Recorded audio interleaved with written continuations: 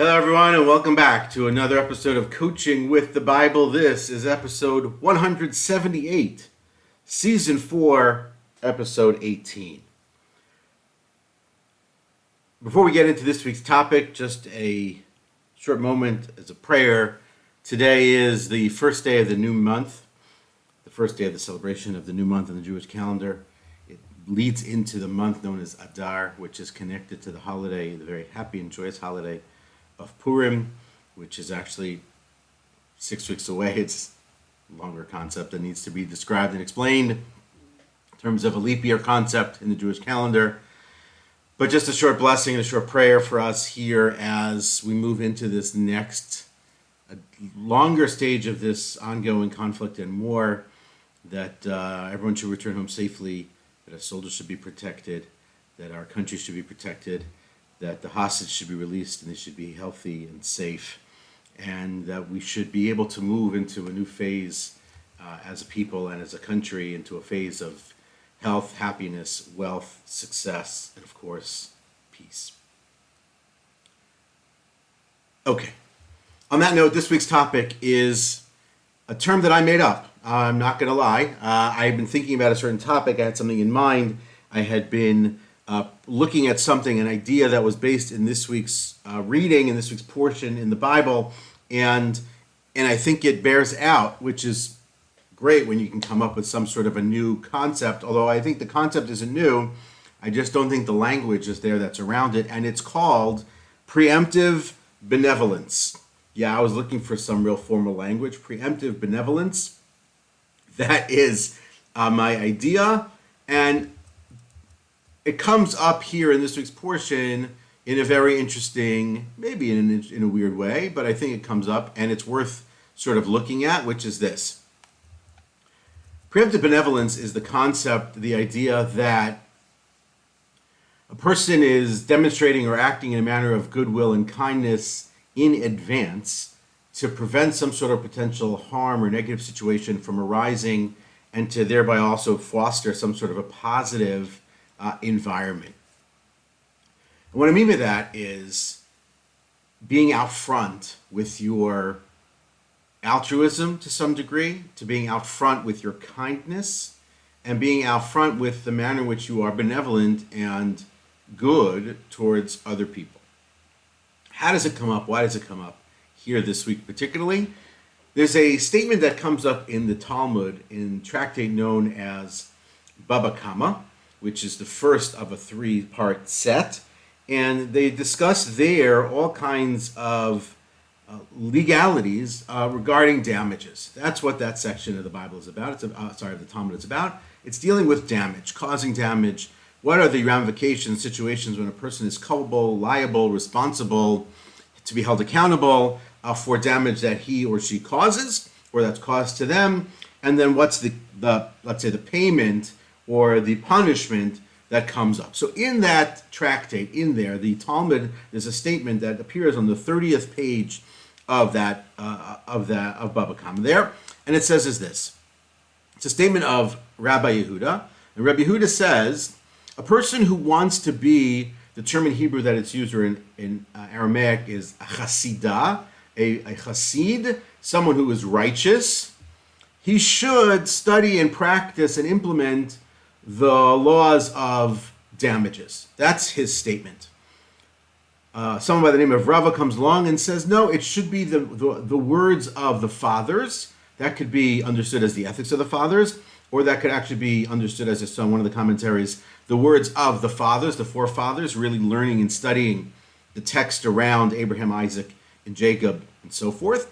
And then the third one is that the person should study the laws of blessings, which would understand that how a person, the care and the level of respect and dignity and holiness that a person should have when reciting blessings or reciting anything in Talmudic and Torah scholarship. So the second and the third make a lot of sense. If you're thinking about studying the ethics of the fathers because you want to become righteous, that makes sense.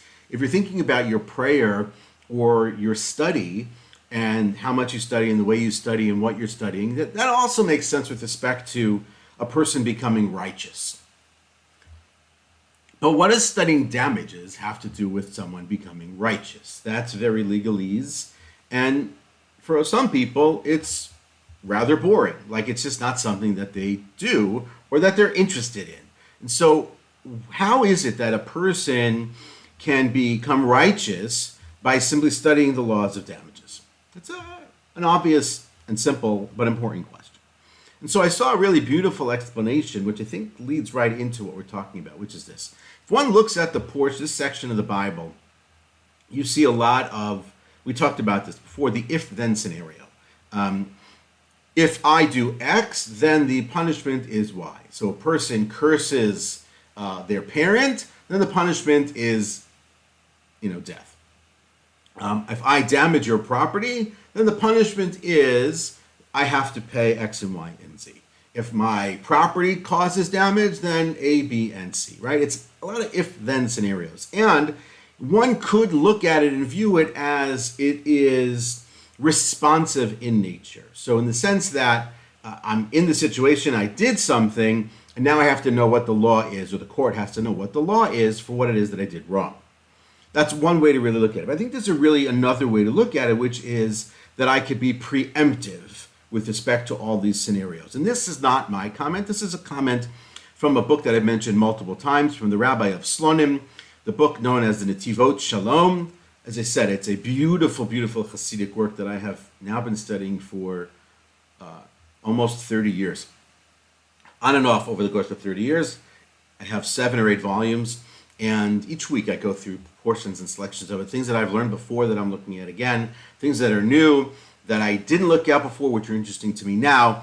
And so he comments there that if a person wants to become righteous, it's not in response to having done something wrong and now I have to pay. That's not person becoming righteous and kind. It's a person becoming preemptive with respect to all these scenarios and situations, avoiding these situations, preparing ground so that these things don't happen.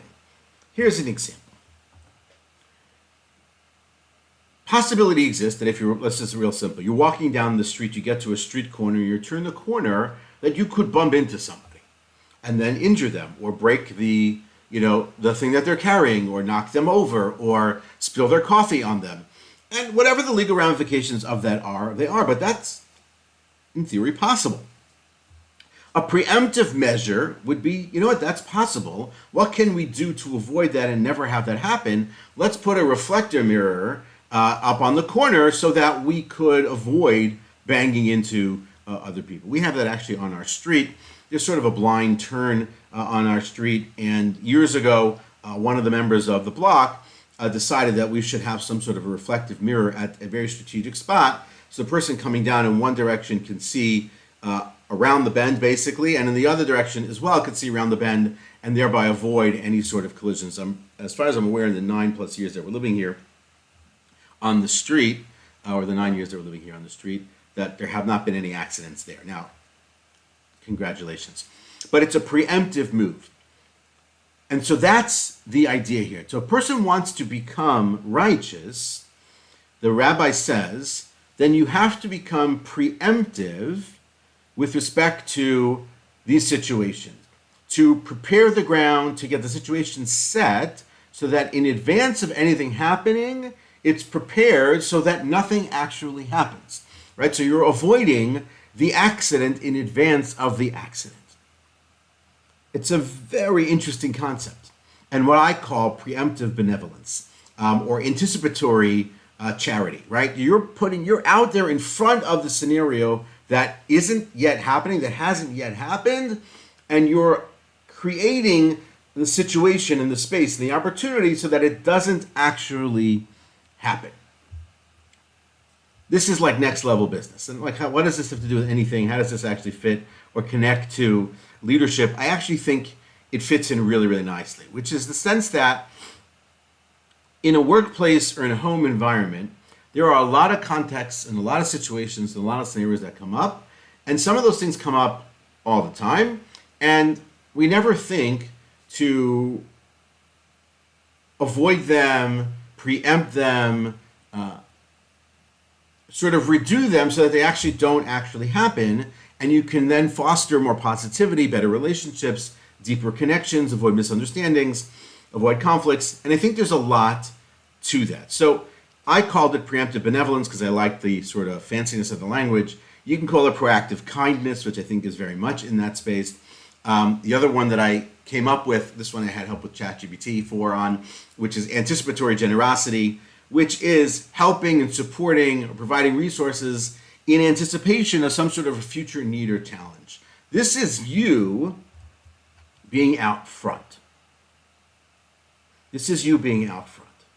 And so what's super interesting about this is in a lot of cases of preemptive benevolence or anticipatory kindness, you get no credit. Because the car accident doesn't happen. The person doesn't bang into the other person on the street corner. The person who doesn't have the opportunity at education doesn't know that they don't have the opportunity at education because you helped pave the way for them to be able to go to school and get an education by building a scholarship program 10, 15, 20 years in advance. Child grows up and he doesn't grow up malnourished because you had the foresight to put a plan in place for your community so that that malnutrition, lack of food, food safety is in place, and thereby that doesn't happen. It's preemptive to a degree that often people don't appreciate that's going on. Now that's different and separate from what I'll call strategic kindness, which I think I've discussed once before. Strategic kindness is when you're actually in it for the return, where you're kind to people and you're righteous towards people and you behave in a certain benevolent manner towards people because you want something back. There's something to be said for that. Strategic kindness has its place. That's not here. Here it's preemptive kindness. You're looking way down the line. You're thinking deep into the future. You're thinking about this maybe on one level, like how do I avoid these situations from coming up and being problems in the future? And then effectively you're changing the future by acting in a certain manner now. This is the idea. Preemptive benevolence. Take it or leave it. It's really fine. But I do think there's a lot here that can be developed and cultivated for you as a leader, whether this is in your home, whether this is in a work environment, whether this is in your personal relationships or your community, that you're out front in this way. What's important to appreciate here is to be able to do this certain skill set, actually. It's what you might call character skill sets, or what people call soft skills, but I think really important to sort of think about how this works. I think there's a lot. First is really thinking about this, really want to be on top of this, really paying attention to these situations. And I'll give you an example about this from my own life, which is not exactly this scenario. It's a little bit less, but I think you can build off of that in just a couple of minutes. But I do think there's a level of care that's necessary here for people. I don't think it's necessarily empathy in the one-on-one manner. It's sort of more of a sense of compassion in a more global manner, which I think is really important. Meaning, like, it could be that it's less to do because you care so much about one individual, or as opposed to you being concerned and caring about this thing not perpetuating itself forward in the long run. So number one is really paying attention deep, really thinking about what this is, preparing yourself for the different potential scenarios that might show themselves in an environment where you're in, that you can affect in advance by removing this barrier, removing this block, removing this problem before it actually gets there. So first is really thinking that all the way through. Then I think is very much about educating yourself about what I would call in some cases in a work environment, preemptive conflict resolution. You're preempting the conflict from coming up, right? And there's something to be said for that. As opposed to reacting to the conflict once it arises, you're taking preemptive steps. Relatedly, in that sense, is really thinking about the method of leadership in a different manner. It's not just you being out front, it's you being uber mindful and paying attention to everything that's going on around your teams and your people, and everything that goes on within your teams and your people, between them and just for them individually, and leading that way. That's the term we used a couple of weeks ago called servant leadership. And I very much think there's something to be said for that here. And so I think here, with respect to then implementation, is obviously working on yourself, that you're going to think about this, you're going to be mindful of this, you're going to be paying attention to this, but then how do you practice this? So from a practical standpoint, I think it becomes the manner in which you operate on small, almost minuscule kindnesses that you can do for people that help you become aware of the situations before they present themselves, and thereby become preemptively benevolent.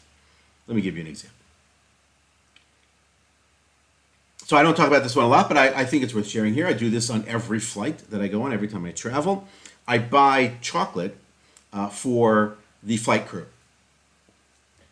I read about this years ago, and I was like, oh, this is interesting. Let me try this. And now I have two reasons that I do this. So what I do is, before I get on the flight, either in the airport or I go to a supermarket or store beforehand, and I buy a big bag of chocolates, Hershey Kisses, chocolate bars, whatever it may be. And when I get on the plane, I hand it to the head of the flight crew. And I say, this is a gift from me, from my family, to you guys on the flight crew. Just want you to know that somebody is thinking of you. That's it. They always ask for my name. I never tell them. They always ask me where I'm sitting. I never tell them. It isn't about the return. So that's the first thing I'm avoiding. I'm not interested in getting anything back. Would I like it? Sure. But I have no expectation, and I'm not even doing it for the quid pro quo that might come out of actually doing that. Okay, so that's number one. The reasons why I do it is twofold. Number one, it's an uber small kindness. It's paying attention to something very small that's going on around you for hours and hours when you're on a flight, which is this group of people who do this all the time, and it's difficult, in some cases backbreaking work, and you're dealing with all kinds of difficult people all flying in a tin can, 5,000, 6,000 miles for extended periods of time. It's a lot. So this one small kindness then shows that you're paying attention to something that most people are not paying attention. Now, again, you're not doing this so that other people know about it. You're doing this so that you can practice acting in small, kind ways. And then separately and relatedly, it's a preemptive, benevolent kindness act of righteousness, in the sense that you're providing a good for this person, that you care about them, that you're treating them, that they can go back to that bag of chocolates at any point during the course of the flight and grab one and know that somebody cares about them on that flight. And it stops, in some cases, it stops negative behavior. It changes behavior. And I'll tell you how I know this, because it happened maybe a year ago, where one of the flight crew came over to me during the course of the flight and said to me, "You're the guy who gave us the chocolates, right?" I said, "Yes." And she said, I think I may have told this story before, and she said to me, "You saved me on this flight. You saved me on this flight," and walked away. I don't know who she is. I don't know her name, but the chocolate saved her. I don't know how, but it did.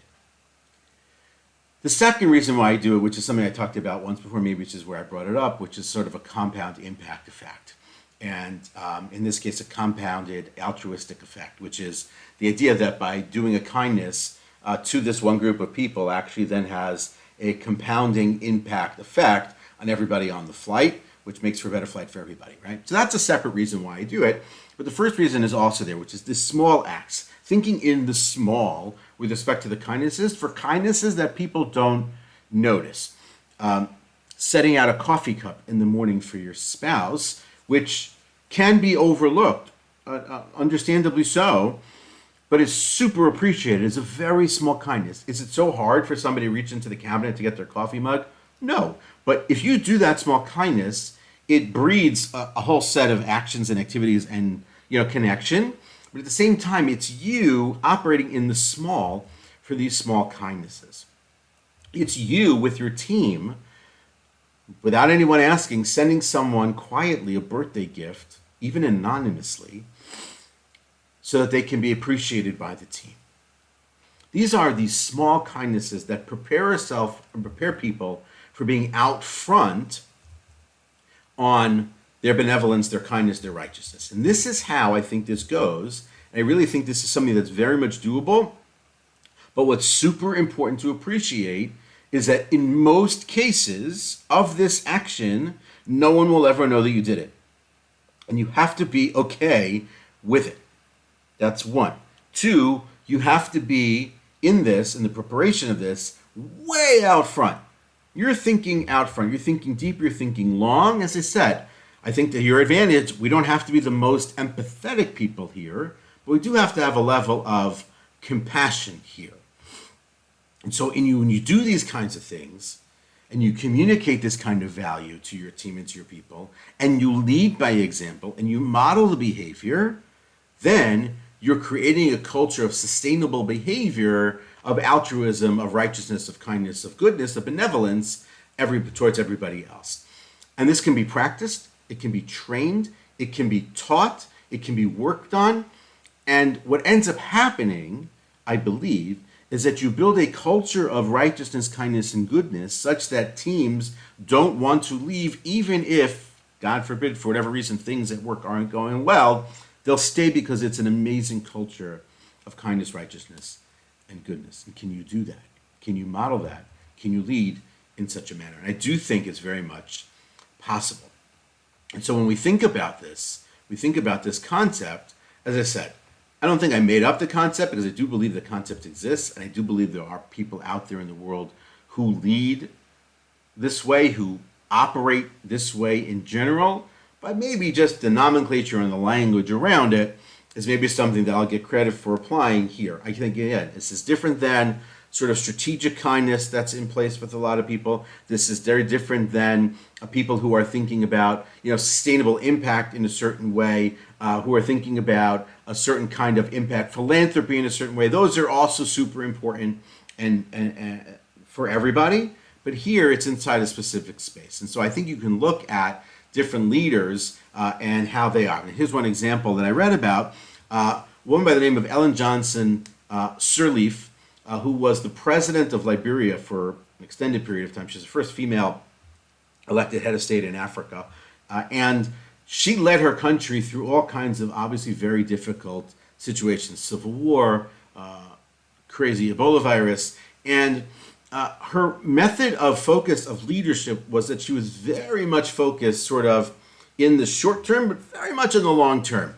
And when you're a leader in this, and this is how you get preemptive, is you're thinking about the long term. So she focused on long-term peace building. She focused on improving the entirety of the healthcare system, working on women's rights, and building a sort of a more stable and prosperous country for all the people of Liberia. Did it work? Did it not work? That's for you to decide. But the idea here is that someone's benefiting from her work from 15, 16, 18 years ago.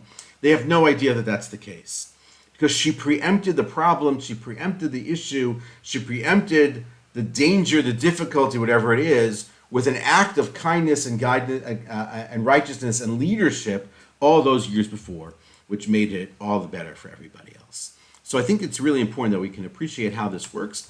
We can build on this concept. I do think it very much comes out of the Bible, in the sense that instead of worrying about the reactive to all the things that happen in the Bible, we can think about, well, how do I avoid this situation in the first place? How do I help other people avoid these situations in the first place? How can I build a society or a community or a friend group or whatever it is that doesn't find ourselves in these spaces, in these problems, in these situations in the first place? And then you've built an incredibly powerful, preemptively righteous and kind society, which is a society that I think we all want to be a part of. And to end with, this is a quote from William Wordsworth. It goes like this: "The best portion of a good man's life, his little, nameless, unremembered acts of kindness and love." That is Coaching with the Bible for this week. Look forward to seeing you next week.